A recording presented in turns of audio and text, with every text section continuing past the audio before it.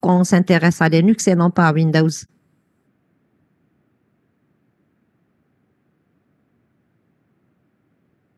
Pourquoi? Eh bien, tout simplement parce que Linux, c'est un open source. Si c'est un open source, ça veut dire quoi? Ça veut dire que n'importe qui a accès au code du système d'exploitation Linux. Donc, on peut accéder à n'importe quelle partie de au code, d'accord, à n'importe quelle partie de notre code source, de notre système d'exploitation Linux, contrairement à Windows, donc qui est réservé à Microsoft. Donc, Microsoft n'a pas fourni, en fait, le code de Windows, contrairement à Linux. Donc, Linux, donc, le code source est disponible. Donc, on peut accéder et comprendre comment fonctionne ce système d'exploitation. Donc, c'est pour ça qu'on s'intéresse dans l'étude au système d'exploitation Linux. Ça marche? Très bien. Donc, on a dit qu'un système informatique en général, donc, il se compose d'un côté matériel et d'un côté logiciel. D'accord? Donc, pour le côté matériel, on a parlé de quoi? On a dit que pour le côté matériel, essentiellement, ce qu'on a, c'est quoi? C'était une mémoire centrale. On a tout simplement un processeur et on a des unités d'entrée-sortie. Alors, un processeur, pourquoi? C'est pour pouvoir exécuter les instructions, les différentes instructions d'un programme. Mais pour pouvoir exécuter les instructions de ce programme sur le processeur, il faudra que ce dernier soit chargé en mémoire centrale, vu que notre processeur ne communique avec la mémoire centrale. Donc, si on souhaite, pardon, je n'ai pas lancé l'enregistrement, je lance.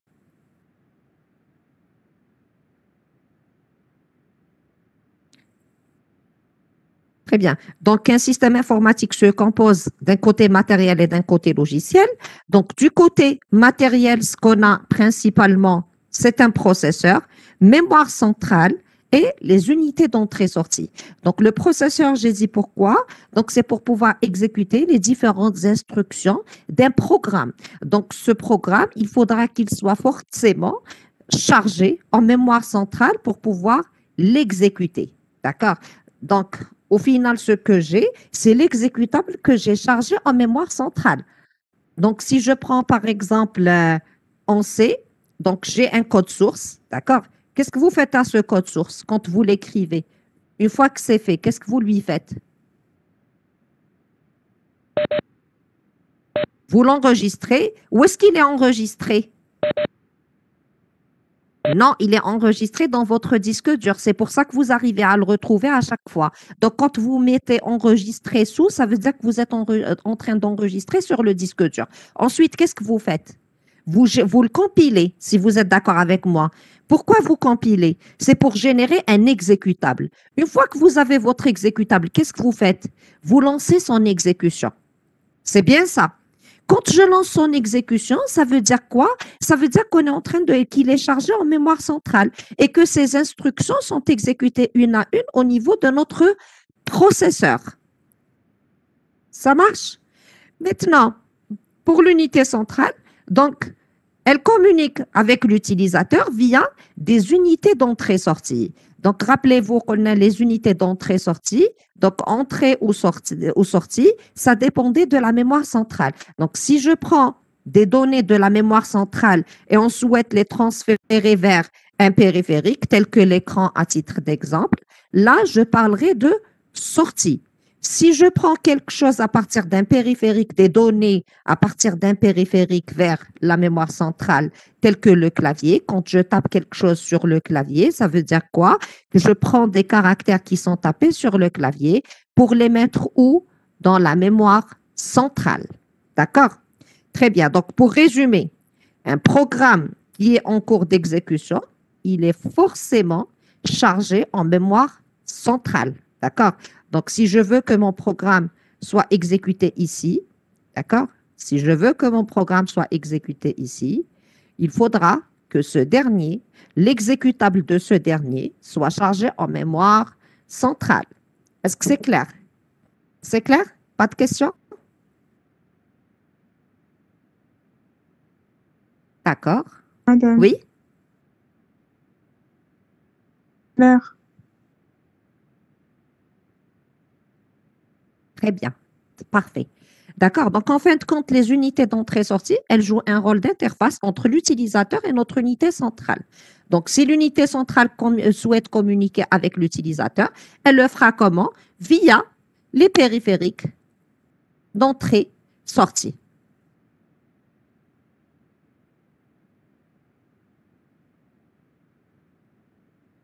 Très bien. Donc, pour résumer, donc, j'ai une unité centrale pour les traitements.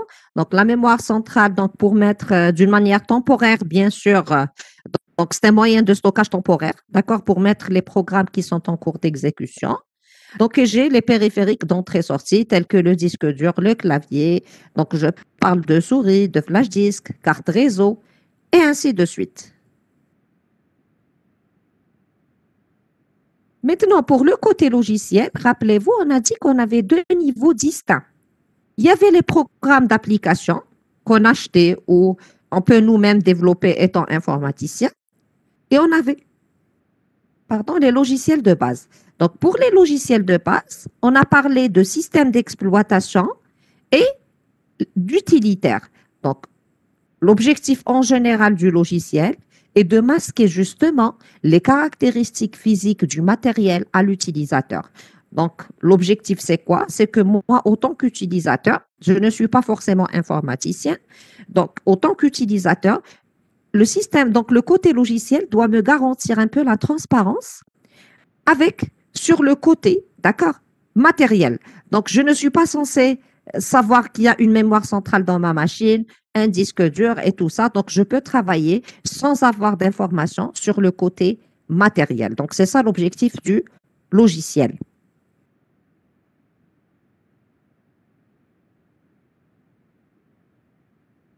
Donc, en général, voilà ce que j'ai sur ma machine.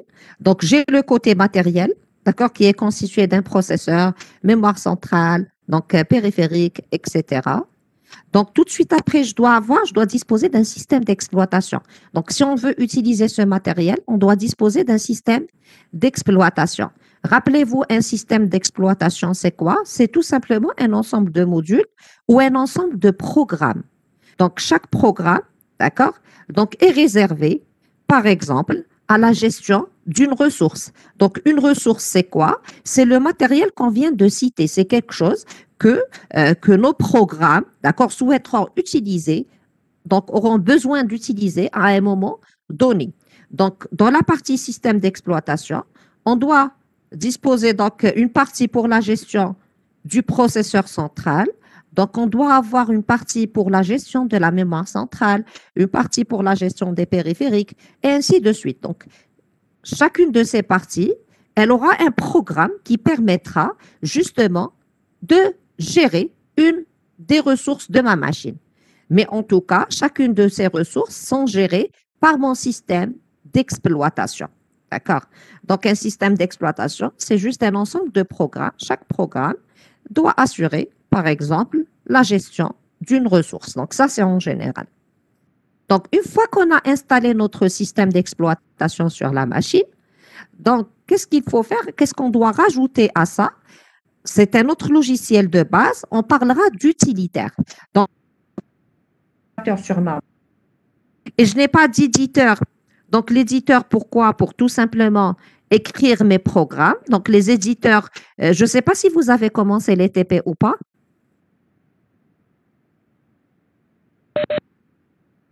Très bien. Donc, normalement, vous avez vu c'est quoi un éditeur. Quels sont les éditeurs qu'on a sous Linux?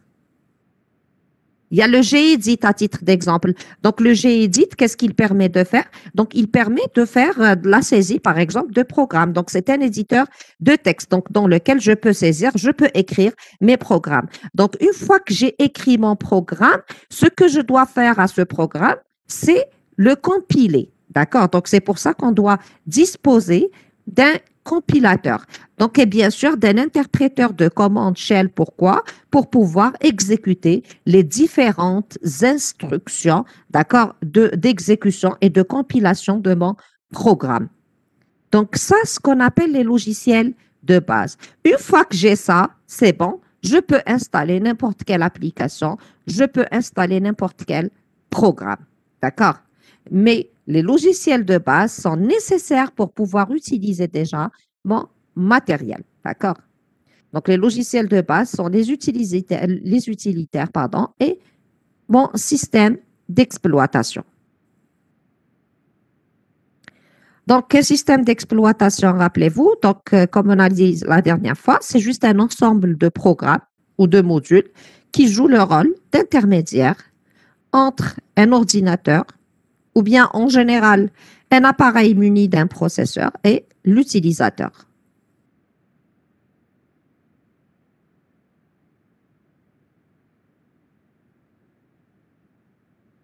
Donc, le rôle de mon système d'exploitation, c'est quoi?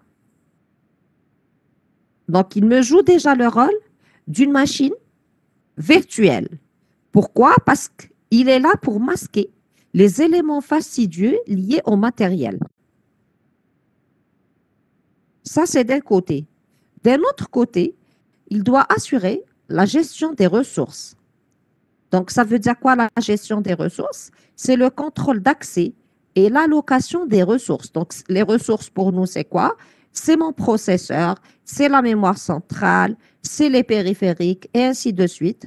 Aux différents programmes, bien sûr, il doit avoir des objectifs.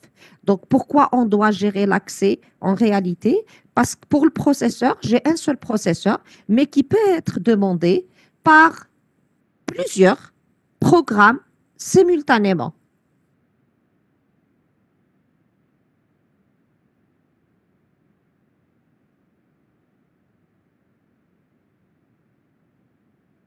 D'accord?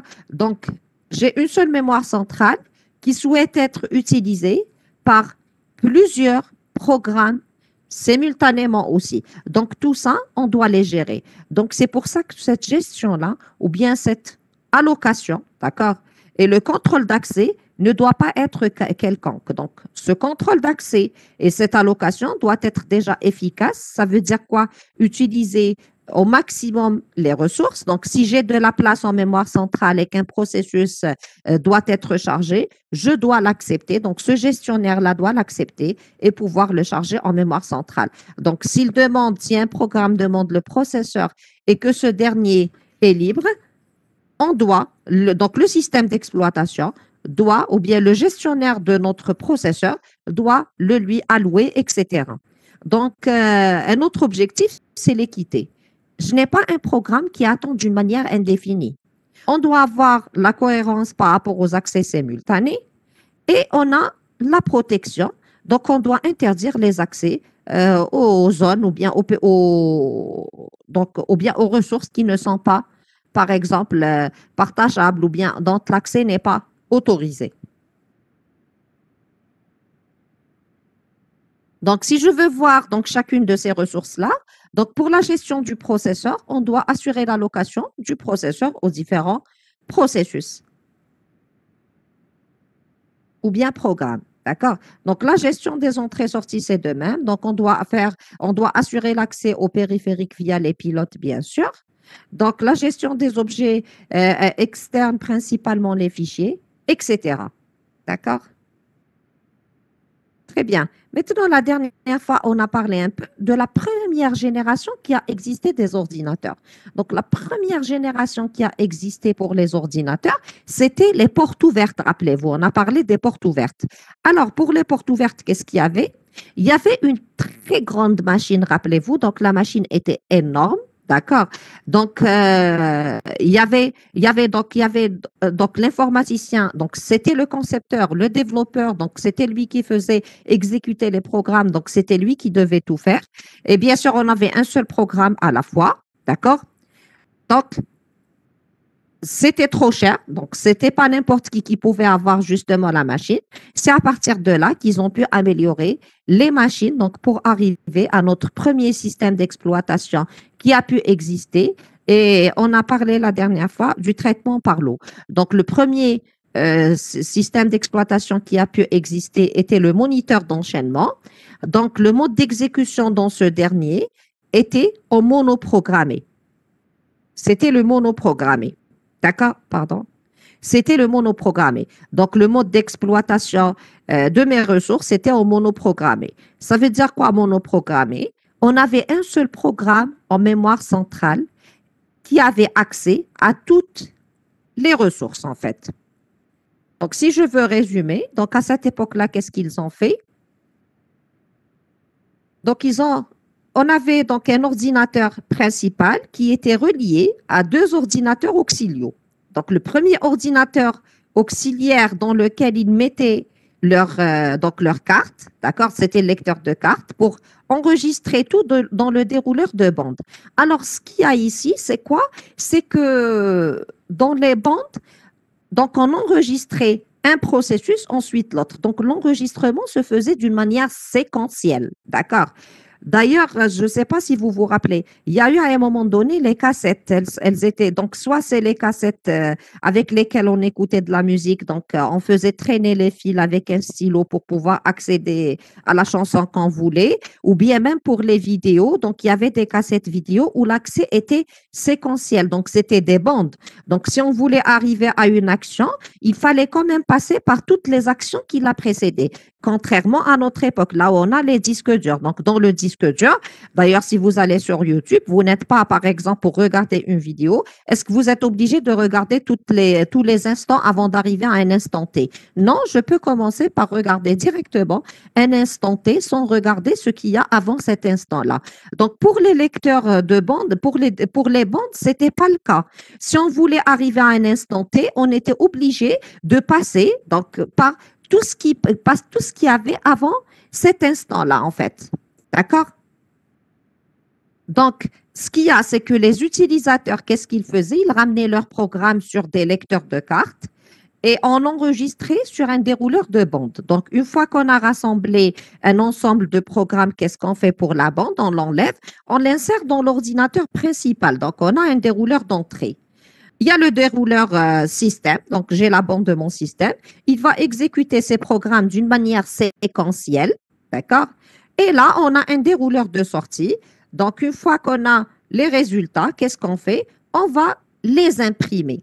Alors, ce qu'il y a là, ce qu'on a ici, c'est que chacun de ces programmes aura toutes les ressources pour lui. Ça veut dire quoi?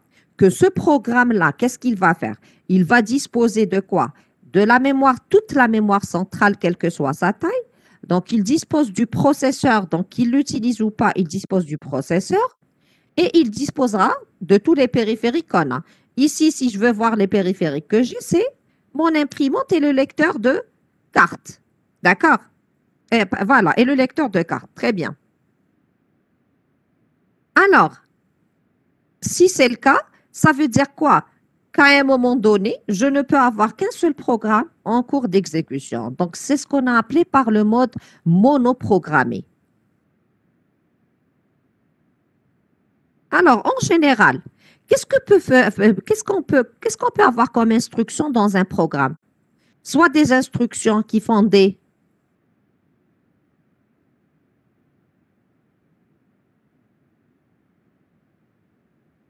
Quel type d'instruction je peux avoir sur un programme? Soit des instructions de calcul, si vous êtes d'accord avec moi, soit des instructions. Alors, je reformule ma question. Quelle est la différence entre une instruction printf, par exemple, en C? Vous avez déjà fait du C, je suppose. Alors, la différence entre une instruction printf et X, par exemple, plus plus. Quelle est la différence entre les deux?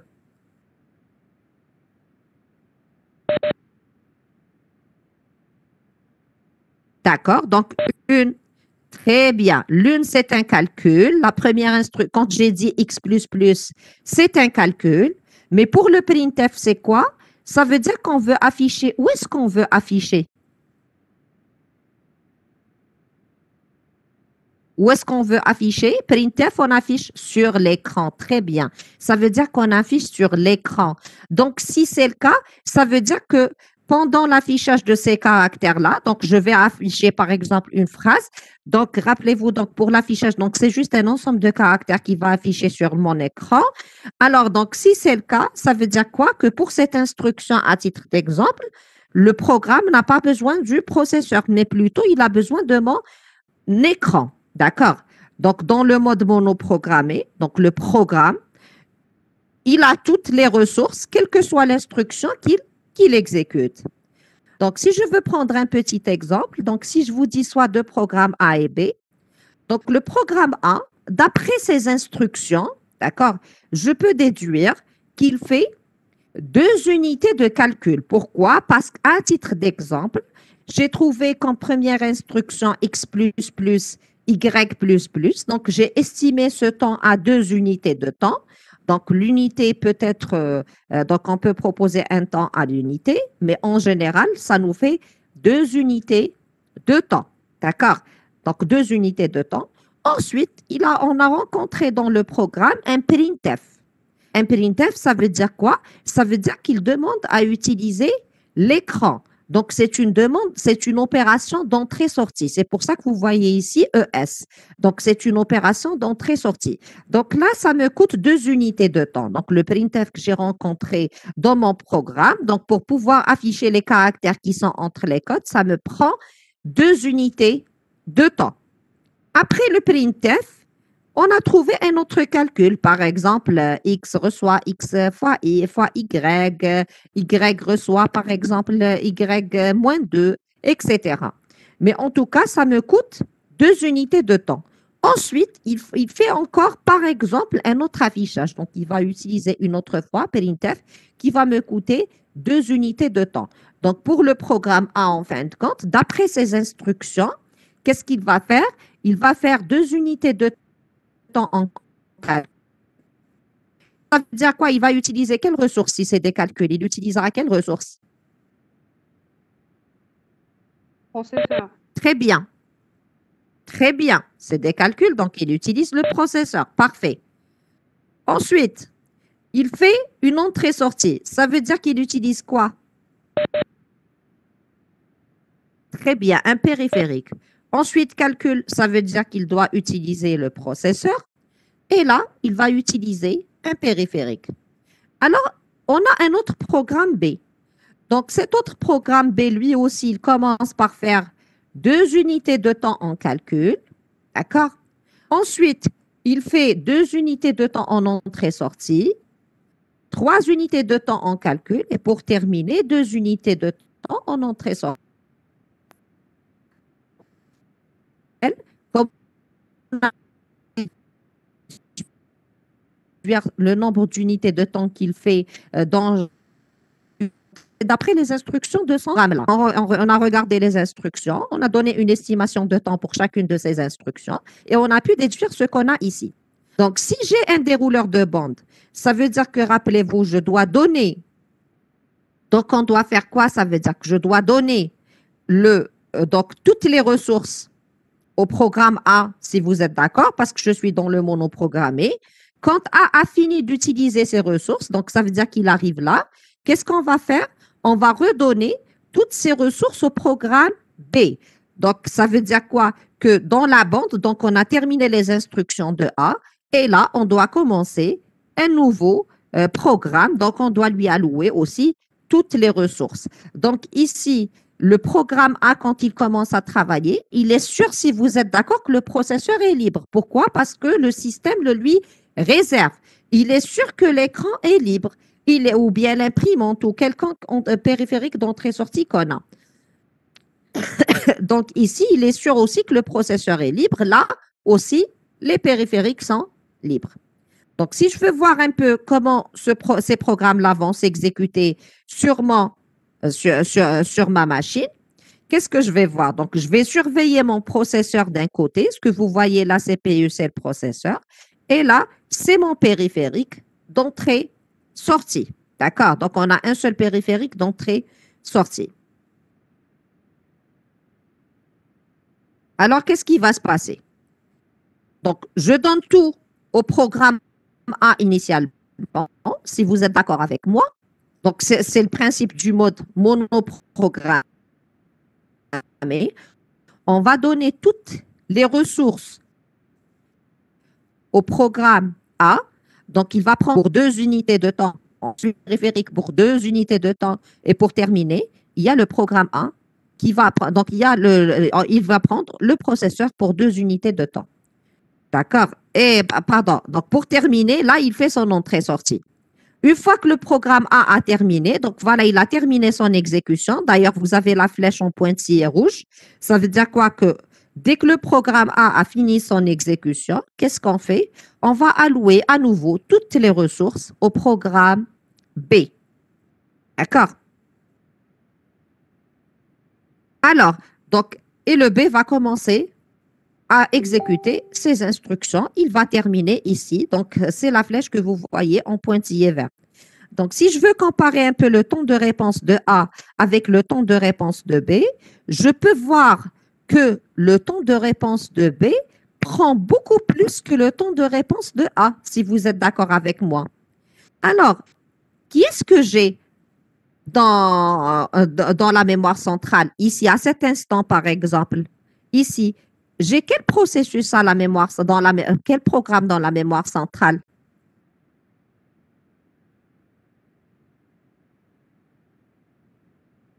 Ici, à l'instant 1, par exemple.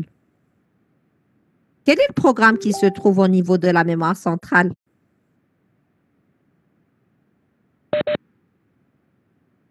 Très bien. Non, A seulement. Parce que rappelez-vous, on alloue toutes les ressources à un seul programme. Quand ce dernier a terminé son exécution, qu'est-ce qu'on fait? On va les allouer à un autre programme.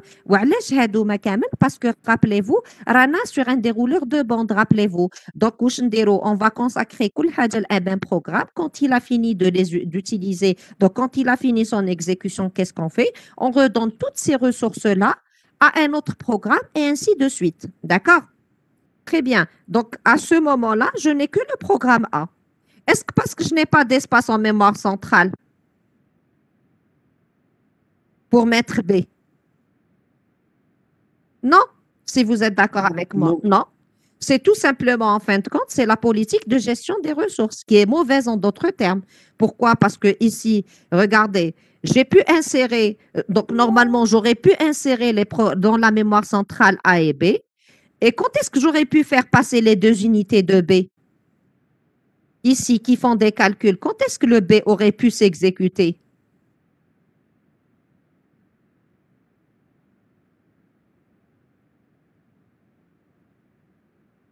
À quel instant il aurait pu s'exécuter le programme B si on l'avait chargé ici en mémoire centrale? Logiquement, si vous êtes d'accord avec moi, logiquement, ici, regardez pourquoi? Parce que le processeur est libre. Donc, normalement, on aurait pu faire passer B ici. D'accord? Les deux unités de calcul de B, on aurait pu les faire passer ici. D'accord? Donc, ensuite, pour l'entrée-sortie de B, j'aurais pu le faire passer ici. Pourquoi? Parce que tout simplement, mon périphérique s'est libéré, etc. Donc là, la gestion n'était pas vraiment efficace, mais c'était la première solution qui a pu exister. Donc, dans le monoprogrammé, d'après vous, où est-ce qu'il intervient le système d'exploitation? À quel instant il intervient le système d'exploitation?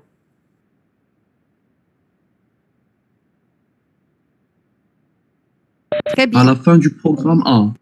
Pourquoi à la fin du programme A? Pourquoi? Très bien, très bien. Donc ici, voilà. Donc là, j'ai le programme. Donc normalement, il y a l'intervention de mon système d'exploitation. C'est lui justement qui va détecter que c'est la fin du programme A et il va devoir charger le programme B en mémoire centrale et lui donner le processeur. Alors, à votre avis, un autre collègue à vous, qu'est-ce qu'il me dit? Il me dit pour utiliser le périphérique. Bien sûr, c'est le système d'exploitation qui va le lui allouer. Donc ici, à la fin du périphérique, aussi le système d'exploitation doit intervenir. Pourquoi?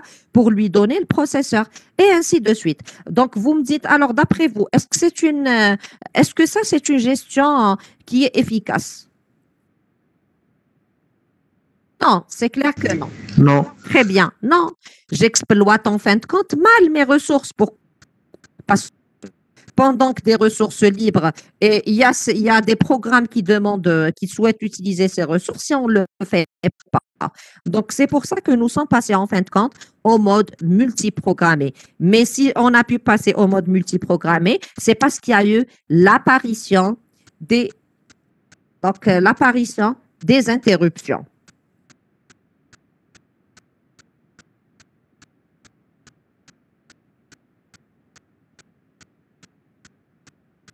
J'ai un retour. Je ne sais pas si vous l'avez ou c'est clair pour vous. Le son est net pour vous. D'accord. Donc, pour le mode multiprogrammé, il y a eu l'introduction des interruptions.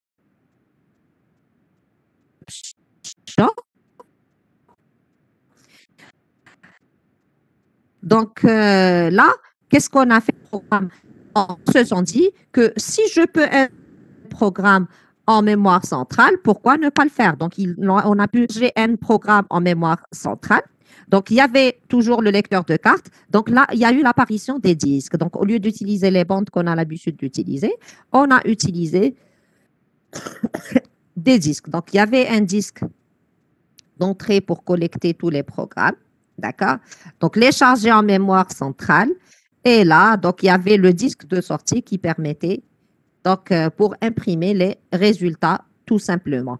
Donc, à partir de là, donc à partir du mode multiprogrammé, donc on a eu plusieurs programmes en mémoire centrale. Donc, le principe du mode multiprogrammé est très simple. Donc, le principe, c'est quoi? Retenez-le, c'est que si un programme demande une ressource et que cette dernière est libre, alors le système lui alloue la ressource. D'accord? Donc, si un programme demande une ressource et que cette dernière est libre, alors le programme lui alloue la ressource.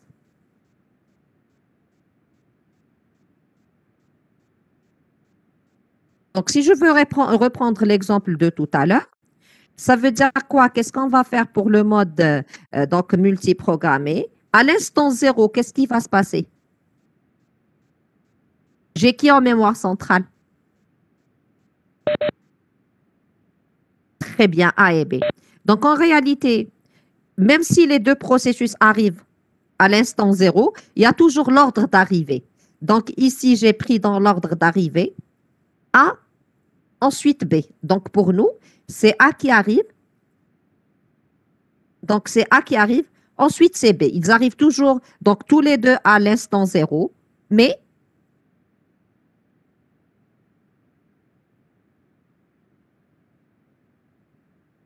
très bien. Donc, mais en fait, mais il y a toujours un ordre d'arrivée. Donc, juste par rapport à la question de votre collègue, donc il me dit, est-ce qu'on prend l'imprimante comme périphérique de sortie comme exemple, ou bien c'était la seule qui existait à l'époque? Donc, à cette époque-là, donc c'était la seule, en fait, c'était la seule imprimante qu'il y avait.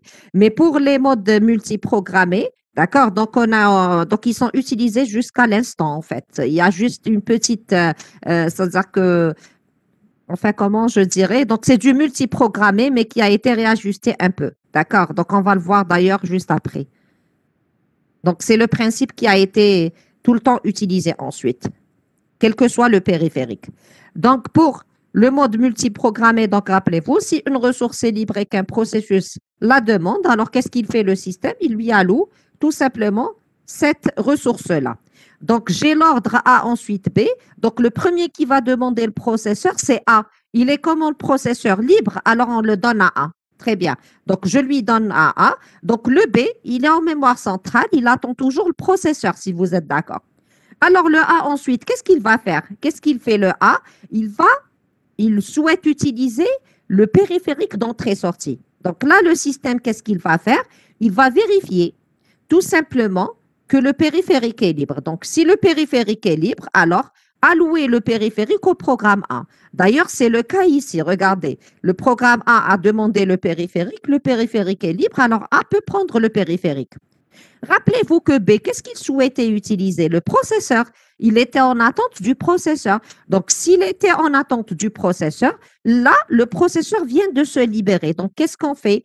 On va donner le processeur au programme B. Quand A a fini son entrée-sortie, il demande quoi? Il demande le processeur. Le processeur est comment? Il est libre, alors on lui alloue le processeur. D'un autre côté, le B, lui, qu'est-ce qu'il demande? Il demande le périphérique. Il est comment le périphérique? Il est libre, alors on le lui alloue. D'accord? Etc. Donc là, on a pu voir qu'en fin de compte, on est en train d'exploiter. Donc ici, par exemple, si je prends cet instant-là à titre d'exemple, donc le A demande à utiliser le périphérique, on lui donne les 2 unités de temps. Le B demande à utiliser le processeur. Qu'est-ce qu'on fait? On lui donne le processeur. Donc, regardez ici. Le A, quand il a terminé son entrée-sortie, qu'est-ce qu'il fait? Donc, il a terminé son exécution. Le B, par contre, il continue d'utiliser le processeur. Pourquoi? Parce qu'il le demande pour 3 unités de temps. Ici, même si le A avait demandé le processeur, est-ce qu'on le lui aurait donné ou pas? Très bien. Pourquoi? Parce qu'il est occupé. Rappelez-vous le principe du multiprogrammé. Si un programme demande une ressource et que cette dernière est libre, alors lui allouer la ressource. On n'est pas dans ce cas, donc je n'alloue pas. Donc, même si A voulait utiliser le processeur,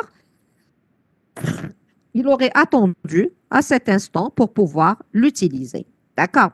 Donc, si on veut remarquer un peu la différence entre le temps de réponse de A, le temps de réponse de B dans le mode monoprogrammé et dans le mode multiprogrammé, on va voir qu'il y a quand même une grande différence entre les deux.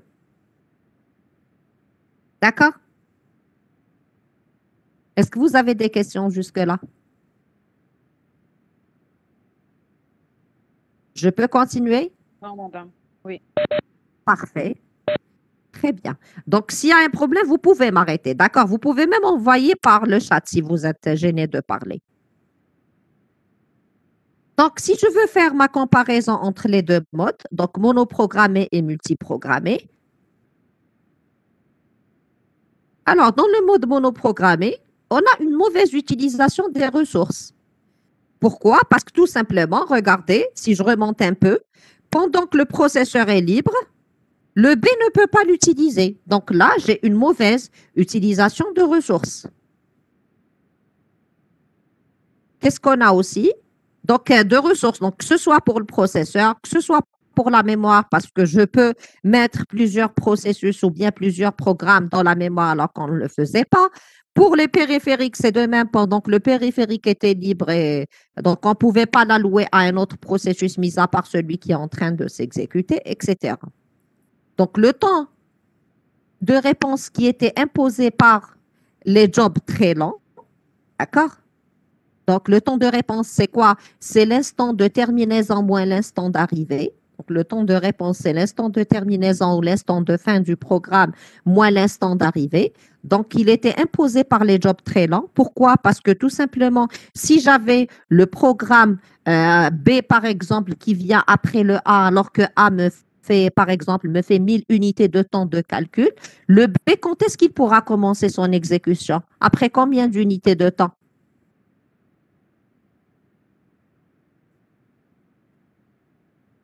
Après les 1000 unités de temps de A, si vous êtes d'accord avec moi, c'est du monoprogrammé.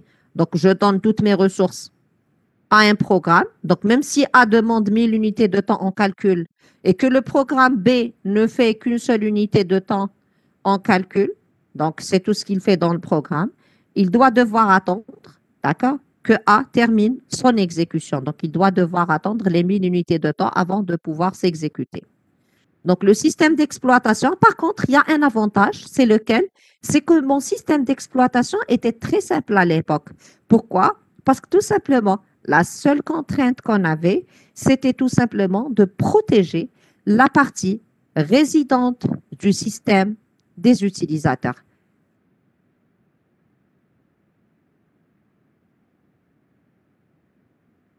Donc, pourquoi? Parce que tout simplement, au niveau de la mémoire centrale, donc tout ce qu'on avait à faire, c'était tout simplement protéger donc, la partie qui était réservée à l'utilisateur, et à l'utilisateur, donc un seul à la fois, et ne pas le laisser accéder à la partie qui est réservée à notre système d'exploitation de la mémoire centrale. Donc, d'un autre côté, il y a le mode multiprogrammé. Donc, dans le multiprogrammé, qu'est-ce qu'on a? Donc, il y a la possibilité de mieux équilibrer la charge des ressources. D'accord? Donc, mieux utiliser la mémoire, donc minimiser l'espace libre. Pourquoi? Parce que tout simplement, il a comme principe d'allouer la ressource donc, qui est demandée par un programme si elle est libre. Il y a la possibilité d'améliorer le temps de réponse pour les travaux courts. D'accord? Pourquoi? Parce que dès qu'un programme demande une entrée-sortie, je peux faire passer donc, un autre programme. Donc, s'il demande peu de temps en calcul, donc ici, les cours, il peut profiter pour passer. D'accord? Et par contre, là, il y a déjà la protection entre les différents programmes utilisateurs. D'accord? Et il y a aussi donc une protection par rapport à la partie résidente des usagers. Alors, donc ici, en fait, c'était juste une comparaison entre le monoprogrammé et le multiprogrammé. C'est clair que le multiprogrammé a apporté beaucoup dans les systèmes d'exploitation. Mais il y a un petit souci, c'est lequel? C'est que ici, si je reviens là, à titre d'exemple, si A avait demandé encore une unité de temps en calcul et qu'on avait alloué, d'accord, le processeur pour B et que B voulait utiliser le processeur pour 500 unités de temps, alors le A, quand est-ce qu'il aurait fait son unité de temps? Après combien de temps? 500 unités. Les 500 moins 2, parce qu'il a déjà consommé le B2. Très bien. Donc, c'est les 500 moins 2 en fin de compte. Donc, il doit, imaginer, il doit attendre 480 unités avant de pouvoir faire donc, sa dernière unité de calcul et pour pouvoir terminer son exécution. Donc, tout ce temps-là, il va être inclus dans son temps de réponse. Donc, on peut simuler ça avec le principe que si je pars, par exemple, dans une administration, il y a ceux qui viennent pour déposer leur dossier, il y a ceux qui viennent pour poser des questions. Donc, si je mets dans la file celui qui vient de poser sa question avec celui qui vient pour déposer le dossier, c'est clair que celui qui veut poser une question ne prendra pas beaucoup de temps comparé à celui qui va déposer son dossier. Donc, c'est le même principe ici. Donc, afin d'éviter ça, ils ont pu améliorer ce mode multiprogrammé. Ils se sont dit que voilà, donc au lieu de donner le processeur au programme qui souhaite l'utiliser et le lui donner jusqu'à ce qu'il termine de l'utiliser, ils se sont dit que voilà, donc pourquoi ne pas partager le temps du processeur sur tous les programmes qui le demandent. Donc, en fait, ça revient à faire quoi? À donner une tranche de temps au premier programme, une tranche de temps au deuxième programme, au troisième, etc. Donc, quand tous les programmes auront pris une tranche de temps, on va refaire la même chose. Donc, on va redonner une autre tranche de temps au premier programme, au deuxième, au troisième, etc. Et on va tout le temps faire ça jusqu'à ce que les programmes aient fini leur exécution. Donc, c'est le principe du temps partagé. Donc, afin d'améliorer le multiprogrammé et justement de ne pas imposer le temps de réponse des programmes aux jobs qui viennent, donc qui prennent avant eux le processeur et qui sont très lents, qu'est-ce qu'ils ont fait? Ils ont proposé le temps partagé. Donc, le temps partagé revient à faire quoi? À partager, d'accord, en temps, d'accord? Donc, partager en tranches de temps. Partager donc en tranches de temps, donc les instants de notre processeur. Donc, le processeur, je l'alloue à un programme pour une tranche de temps. Quand j'ai fini, je le donne à un autre programme et ainsi de suite. Donc, si je reprends l'exemple de tout à l'heure, à titre d'exemple, donc ici, ça ne va pas vraiment changer. Pourquoi? Parce que tout simplement, donc, donc si je prends un quantum de temps égal à 2 unités, qu'est-ce qu'on fait? Je donne 2 pour A, donc 2 pour P, d'accord? Donc là, pardon, il a été décalé, d'accord? Donc, il a été décalé.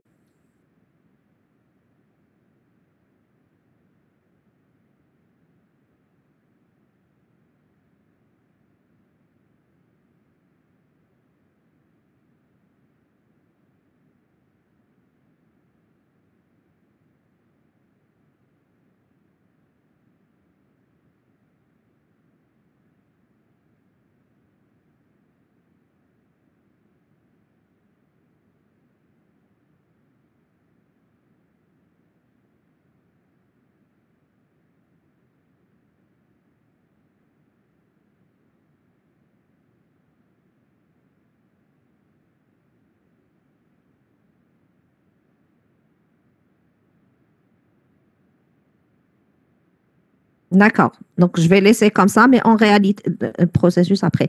Donc, oui, donc pour vous, il doit commencer là, mais en réalité, non. Donc, on va le voir en TD, on va voir pourquoi. Donc, normalement, donc ici, j'ai les 2 unités de temps de A. D'accord? Ensuite, donc, j'ai le B qui va passer sur le processeur, etc. Donc, le principe, c'est quoi? C'est de tout simplement diviser. D'accord? Donc, c'est de diviser. Donc, les instants de mon processeur en tranche de temps entre les différents, d'accord, donc entre les différents programmes. Donc, ici, en réalité, pourquoi il n'a pas pu commencer ici? Donc, le job A, pourquoi il n'a pas pu commencer ici? Parce que tout simplement, déjà pour pouvoir exécuter l'instruction printf, ça me prend un peu de temps. D'accord? Donc, ça, c'est des calculs. Ça, c'est des calculs. Mais pour exécuter l'instruction printf, ce n'est pas un calcul. Donc, si je dis que c'est l'instruction printf que je fais, donc ce n'est pas un calcul, c'est une instruction. Donc, ça me prend un peu de temps. Donc, ce un peu de temps, il est en plus des 2 unités de temps. Donc, si je dis que voilà, je vais donner que 2 unités de temps pour chaque programme, les 2 unités de temps de A s'arrêtent ici. D'accord? Donc, pour pouvoir exécuter le printf, il doit attendre que le processeur lui soit réalloué. D'accord? Donc, c'est de même ici pour B. Donc, le B, il ne peut pas exprimer sa demande d'entrée-sortie. Pourquoi? Parce que tout simplement, donc là, il fait 2 unités de temps en calcul. Après, il va devoir exécuter l'instruction printf lui aussi. Donc, printf, quand est-ce qu'il pourra le faire? C'est à cet instant. Il va prendre juste un tout petit peu de temps de notre processus. Ensuite, il va le relâcher. D'accord? Etc. Est-ce que c'est clair pourquoi le A n'a pas pu commencer ici? Et on va le voir, d'accord. Ça marche. Je vais réexpliquer, on va le voir en détail en TD. D'accord, on va le voir en détail. Donc, ne vous inquiétez pas, on va le voir en détail. Donc, ici, le programme A, qu'est-ce qu'il fait? Il fait 2 unités de temps en calcul, ensuite 2 unités de temps en entrée-sortie. Alors, s'il fait 2 unités de temps en calcul, ça veut dire qu'à cet instant-là, c'est bon, il a consommé ces 2 unités de temps en calcul. On va se dire qu'il fait X plus plus, Y moins moins, à titre d'exemple. Et ça me prend 2 unités de temps. Ensuite, pourquoi on a constaté qu'il y a une demande d'entrée-sortie? Pourquoi? Parce que parmi ces instructions, il y a un printf à titre d'exemple. Déjà, il faut exécuter le printf pour comprendre qu'il y a une demande d'entrée-sortie. Donc, le printf, où est-ce qu'il est exécuté? Il est exécuté sur le processeur. Regardez, lui, c'est bon, il a consommé ces 2 unités de temps. Ça veut dire que c'est bon, on lui enlève le processeur. Quand est-ce qu'il pourra exécuter ce printf? C'est quand on va lui rallouer le processeur. Quand est-ce qu'on va le lui rallouer? À cet instant-là. Donc, en réalité, il va prendre juste un tout petit peu de temps, CPU. Ensuite, il commence son entrée-sortie. C'est de même ici pour B. Regardez, il fait 2 unités de temps en calcul. Ensuite, pour exprimer sa demande d'entrée-sortie, qui est une instruction printf à titre d'exemple, il faut qu'il attend, d'accord, à nouveau le processeur. Donc, quand est-ce qu'il aura? C'est à cet instant-là. Là, il pourra commencer son entrée-sortie et ainsi de suite. Est-ce que c'est clair? Donc, ayez juste le principe. Après, on va le faire en détail en réalité. On va le faire en détail en TD. D'accord? Très bien. Alors, oui? Pourquoi il y a dans microprocesseur, pourquoi il y a un vide entre le programme B et le programme A? Pourquoi? Il y a Ici? le vide, oui. Très bien. Ici, qu'est-ce qu'il fait le B? Il va reprendre le processeur. Donc, le A, il a exécuté le printf ici. Le B aussi, il va exécuter le printf. Qu'est-ce qu'il fait le B? Il demande une entrée-sortie. Il est comment le périphérique? Quand le B demande le périphérique, il est comment? Pas libre. Occupé. Vous êtes d'accord? Il doit attendre sa libération. Est-ce qu'un autre programme demande le processeur? Non. Pourquoi? Parce que regardez, le A, il est en train d'utiliser le périphérique. Le B souhaite, lui, utiliser le périphérique, mais il est occupé, donc il attend la libération du périphérique. Je n'ai aucun autre programme qui demande le processeur. Si j'avais eu un programme C, je l'aurais fait passer. Ça marche? Oui, madame, merci. De rien. D'accord? Très bien. Donc, pour les tranches de temps, je ne parle de tranches de temps que sur le processeur. Qui peut me dire pourquoi je ne parle pas de tranches de temps pour le périphérique? Allez, on va prendre un exemple d'imprimante. Si j'ai l'imprimante, qu'est-ce qui va se passer si je mets des tranches de temps pour les programmes sur une imprimante? Qu'est-ce que je risque d'avoir sur la même feuille? Un paragraphe du programme A, un paragraphe du programme B, ou bien MO, ça dépend. شحال la tranche de temps تاعي. D'accord? Donc, je ne parle de tranche de temps que par rapport au processeur. Faites attention. Je ne fais pas de tranche de temps sur les périphériques. Pourquoi? Parce que si je prends l'exemple de l'imprimante ou n'importe quel autre périphérique, en fin de compte, qui va prendre la feuille? C'est l'utilisateur A ou c'est l'utilisateur B? Comment il va reconnaître ce qu'il a écrit? Etc. D'accord? Donc, pour les tranches de temps, je ne parle de quantum que sur le processeur. Faites attention. D'accord? Donc, les tranches de temps ne concernent que le processeur. D'accord? Là aussi, à votre avis, le système d'exploitation, à quel moment il intervient?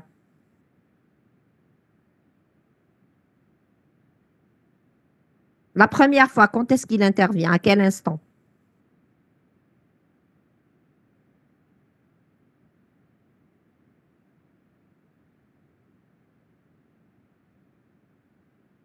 Alors, à quel instant il intervient la première fois, pardon? À l'instant zéro. Pourquoi à l'instant zéro? Qu'est-ce qu'il fait? Qu'est-ce qu'il fait à l'instant zéro?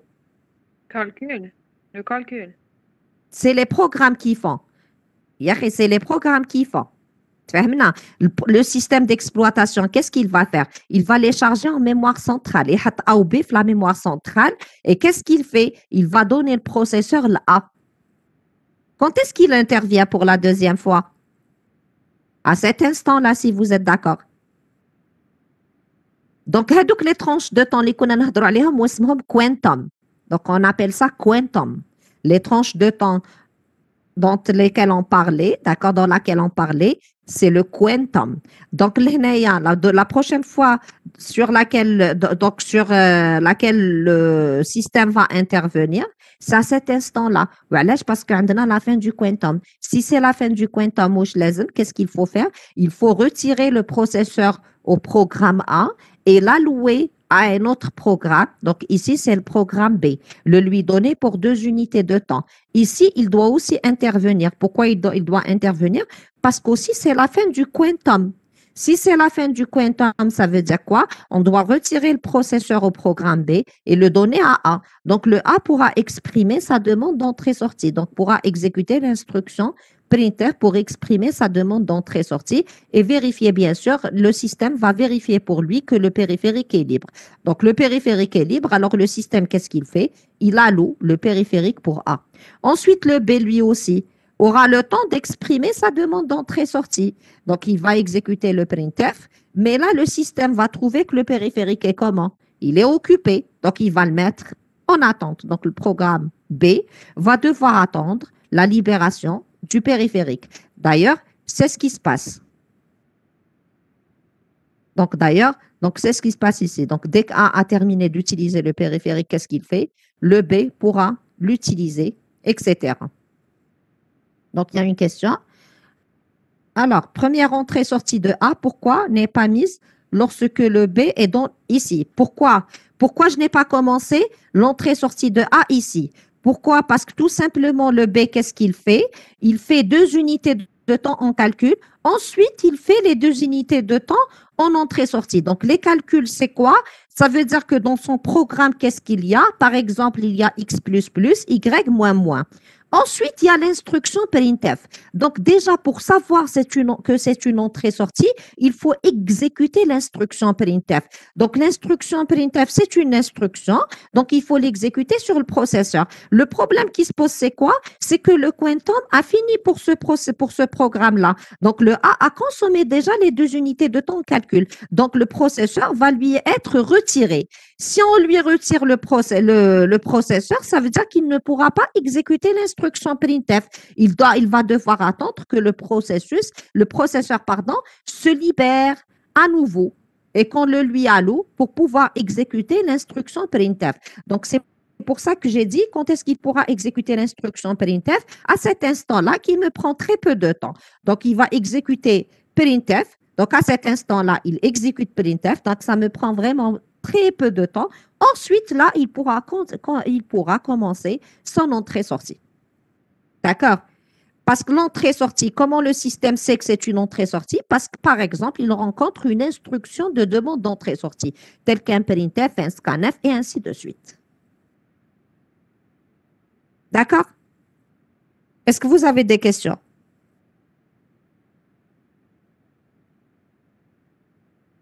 Alors, un autre étudiant me dit, si par exemple, on me dit, si par exemple le programme A prend une seule unité de temps dans le processeur, quand est-ce que le quantum va intervenir?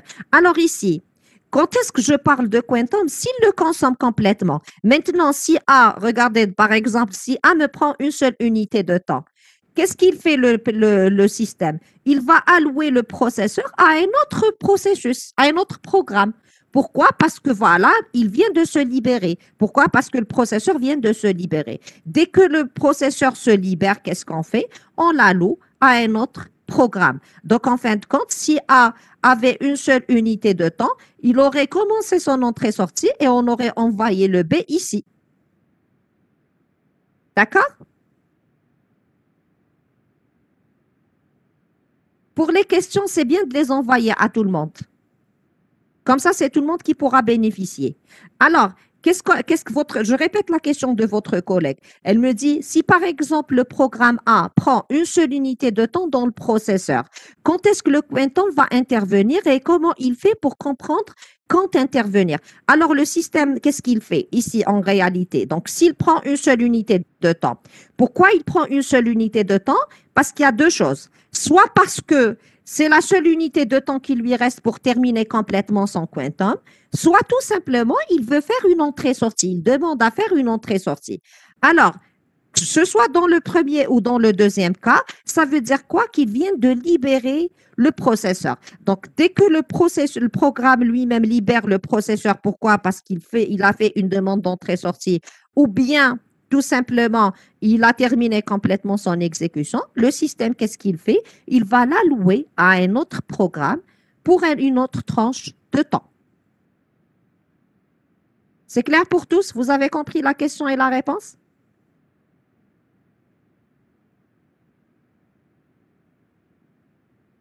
Est-ce que vous avez d'autres questions?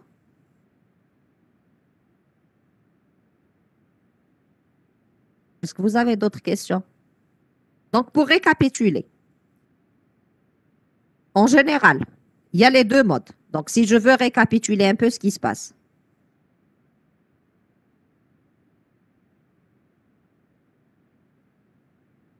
On a trois modes d'exécution. Voilà, on a trois modes d'exécution. Alors, le monoprogrammé, le multiprogrammé et le temps partagé. Le temps partagé, c'est juste un cas particulier du multiprogrammé. Alors, le temps partagé, pourquoi il est important? Parce que tout simplement, si j'ai plusieurs programmes qui s'exécutent en même temps, qu'est-ce qui va se passer? Chacun des utilisateurs aura l'impression que toutes les ressources lui sont réservées. Mais en réalité, ce n'est pas le cas. C'est juste un pseudo-parallélisme. Donc, dans le temps partagé, on parle de quoi? On parle de pseudo-parallélisme. Pourquoi? Parce qu'on arrive quand même à voir les résultats de nos programmes. Chaque utilisateur, en fait, et pour chacun des programmes, on a des résultats. Et on a l'impression d'avoir toutes les ressources pour ce programme. Mais en réalité, non, c'est juste un pseudo-parallélisme. Pourquoi? Parce qu'on a divisé le temps du processeur en tranches de temps entre les différents programmes qu'on a dans notre système en général. Donc, le temps partagé, c'est juste un cas particulier du multiprogrammé. Et on opère de la même manière. Ça veut dire quoi? Qu'on alloue, donc je sois dans le temps partagé ou bien dans le multiprogrammé, c'est que quand un programme demande une ressource, si cette dernière est libre, alors lui allouer la ressource. Sinon, le mettre en attente. La seule différence avec le temps partagé, c'est que quand on dit alors lui allouer la ressource, donc s'il s'agit du processeur, le lui allouer pour une tranche de temps. C'est la seule différence entre le temps partagé et le multiprogrammé. Donc, dans le multiprogrammé, on alloue le processeur. Donc, même s'il demande 10 000 unités de temps, le programme, il va les avoir. Donc, ici, dans le temps partagé, on alloue le processeur pour une tranche de temps. Et donc, ensuite, on le donne à un autre programme et ainsi de suite. Dans le monoprogrammé, donc c'est la première version des systèmes d'exploitation qui a existé. Donc, c'était le fait d'avoir un seul programme en mémoire centrale qui a accès à toutes les ressources. C'est clair? C'est clair, on peut continuer?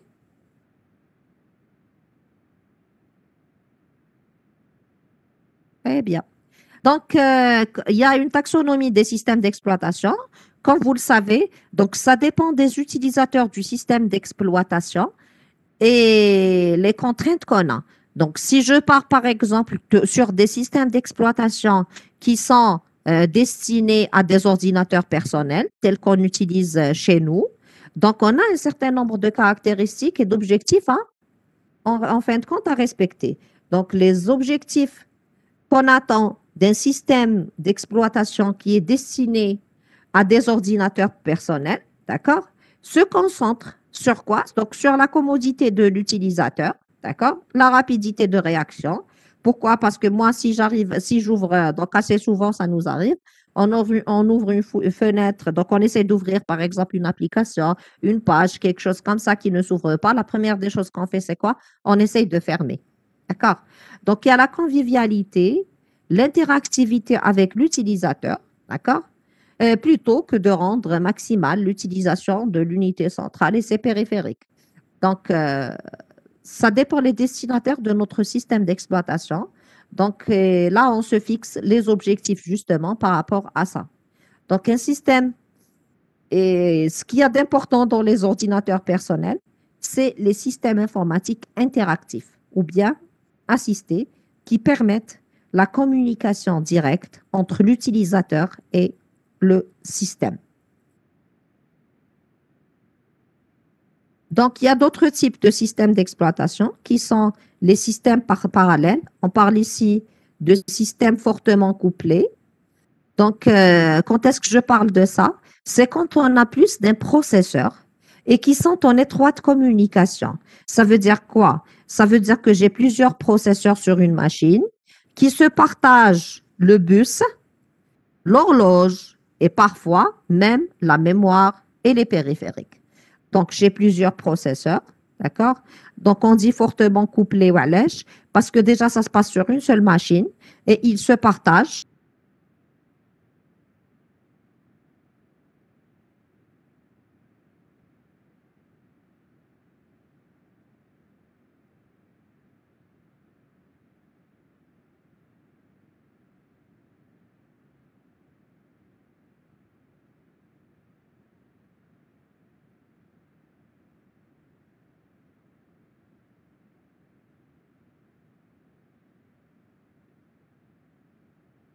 D'accord, je suis d'accord avec vous. Je vais augmenter mon temps d'exécution. Parfait. Quoi d'autre? Si l'un des processeurs tombe en panne, qu'est-ce qui se passe? Est-ce qu'on assure la continuité? Oui, bien sûr que oui. On va assurer la continuité. Si j'ai un seul processeur sur la machine et qui se grille, c'est bon, ma machine ne pourra plus fonctionner. D'accord? Donc ici, donc les avantages, c'est que de tels systèmes, c'est quoi? C'est d'augmenter justement la capacité de traitement où plusieurs processeurs collaborent pour réaliser une tâche et aussi la fiabilité. Dans le cas où un des processeurs tombe en panne, le système global ne s'arrête pas, mais il ralentit seulement ses travaux. Donc, les systèmes multiprocesseurs les plus courants, donc ils utilisent maintenant la fonctionnalité de multi-traitement symétrique, d'accord, SMP, où chaque processeur exécute une copie du système d'exploitation et ces copies-là communiquent entre elles lorsque c'est nécessaire. Donc, en fin de compte, j'aurai l'impression d'avoir plusieurs machines. Voilà, parce que كل واحد فيهم راح يكون عنده le système d'exploitation تاعو.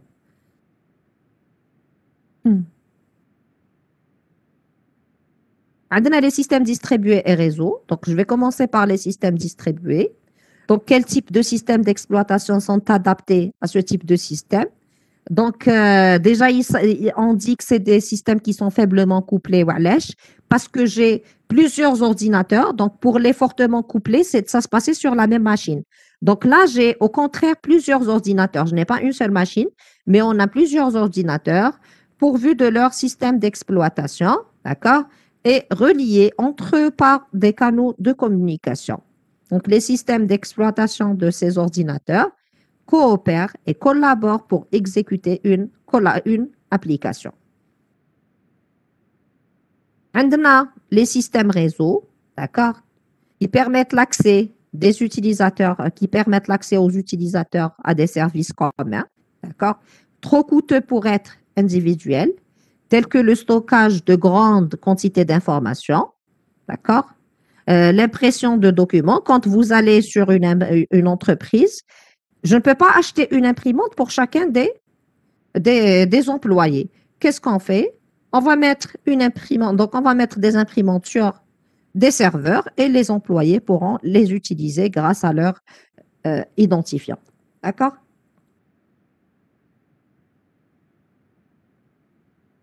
Processeurs de grande puissance, etc. Donc, ces services sont gérés par des systèmes appelés serveurs et agissent indépendamment de tous les autres et agissent indépendamment de tous les autres. Donc, le serveur agit indépendamment de tous les autres ordinateurs présents sur le réseau.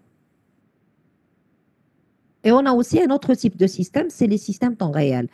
Donc, pour les systèmes temps réel, c'est des systèmes auxquels on doit répondre où le temps est très important. Ça veut dire quoi?